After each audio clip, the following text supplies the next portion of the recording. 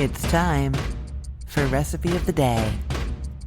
For a quick and easy and satisfying dinner, especially when it's just me and Marty here, I love to do some breaded chicken in the air fryer, and then I make it fancy by calling it Milanese. I like this because the chicken is, of course, juicy and delicious. The crusty coating is nice and crispy, and that's satisfying, you know? And also, it's not super unhealthy in any real way because we're using the air fryer, so there's not a ton of oil or frying going on. I'm also not spattering the stove with hot oil from the spattering, you know what I mean? So it's really nice that way. And then I really, really love this with a very basic salad. Some arugula and tomatoes with a light vinaigrette is perfect, and that is dinner. If I am making these when the kids are here too, and I need 4 of them instead of just 2 of them, then I have to do 2 batches in the air fryer because it's important to not crowd these in there. In that case, I just set the oven to like 185, 200 before I start cooking the chicken, and then I do 2 first,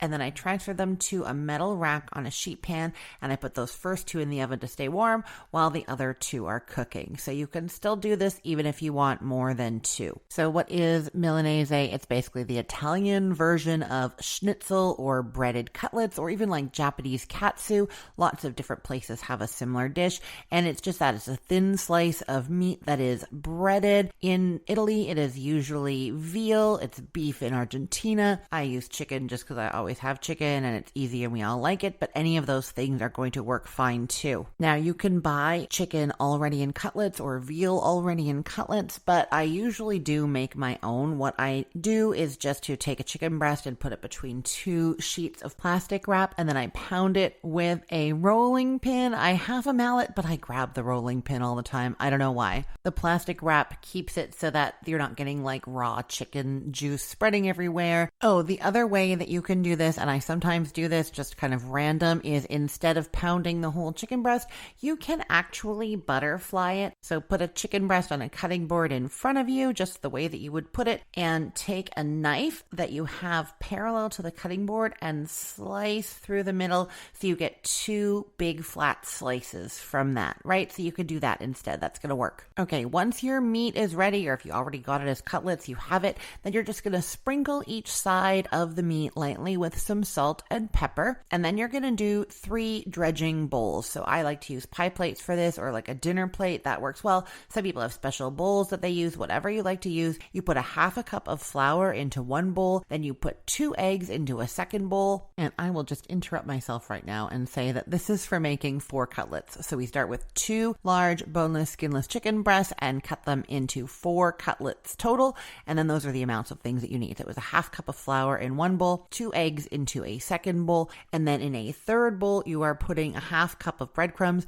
a teaspoon of garlic powder, and then I also like to add a couple teaspoons of oil right to the breadcrumbs. Mix it all in. I find that that helps things toast really well in the air fryer because each little breadcrumb is coated in oil, but the recipe that I'm linking to doesn't have you do that. It just has you bread and then spray it all with cooking spray. I think I should go in and change the recipe, but I know that a lot of people have written to me that they like it the way it is, and that always makes me like not want to change things because they're going to come back to it and be like, oh no, this isn't what I used to do. So I'm not sure what I'm going to do about that. But for right now, if you want to do it the way I do it, I mix some oil in with the breadcrumbs, and then I do not use any olive oil spray or anything outside after because the breadcrumbs are already coated. Okay, then you take one of your cutlets and you dip it in the flour, flip it over so that it's nice and coated, then transfer that into your whisked egg bowl, get it nice and coated in egg. Sometimes I kind of leave that one in egg after flipping it over, and then I get the second one and do its flour, and then I start moving things over so that the egg has a chance to really soak into that flour.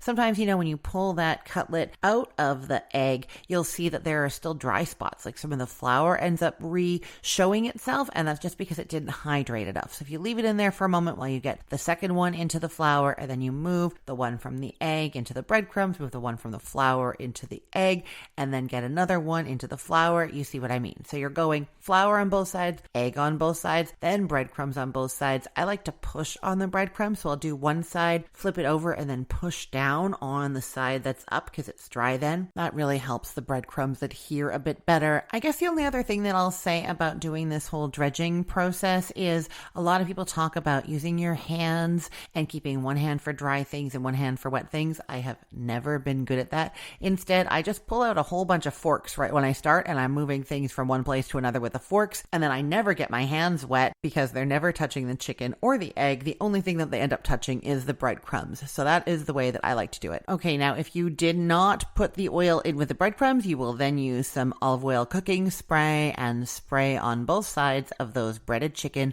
and then they go 2 at a time into the air fryer basket for 7 minutes, maybe 8 minutes, but you're turning them over halfway through to help them brown on both sides. Then, like I said, if you are doing the 4 of them, which is what I've been talking you through here, you'll put 2 of them, the cooked 2, onto an oven-safe rack on a pan in the oven at 185 to 200 just to stay warm while you cook the second batch. While they're cooking, you're getting that arugula and tomato salad ready, and then it's time to dig in. I will put the link to this recipe in the show notes for this podcast episode, or you can head to cookthestory.com/ROTD and get it there, or find it in our Facebook group, facebook.com/groups/recipeotd. And hey, just a quick note. I'm on a recording hiatus right now, so for the next little while, I'm replaying episodes from the archives, including this one. If you heard me mention a holiday, a season, or something going on in my life that seemed a bit off, that's why. Thanks so much for listening, and I hope you're enjoying these older episodes. I am Christine Pittman from cookthestory.com, thecookful.com, cookfor2.us, and from this podcast, Recipe of the Day.